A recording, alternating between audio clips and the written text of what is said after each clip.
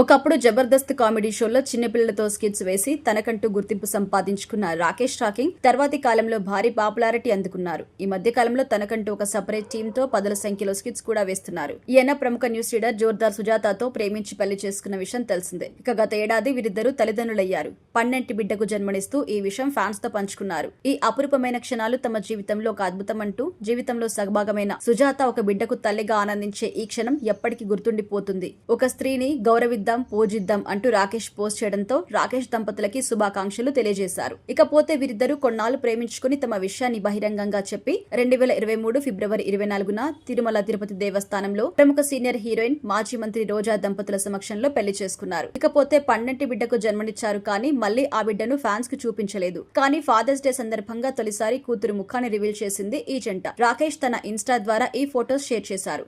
ఇందులో ఈ పాప ఎంత క్యూట్ గా ఉందో ప్రత్యేకంగా చెప్పనక్కర్లేదు. సుజాత రాకేష్ దంపతుల కుమార్తె ఇప్పుడు అందరి దృష్టిని ఆకర్షించింది. ఇకపోతే ఈ దంపతులు తమ కూతురికి ఖ్యాతిక అనే నామకరణం కూడా చేశారు.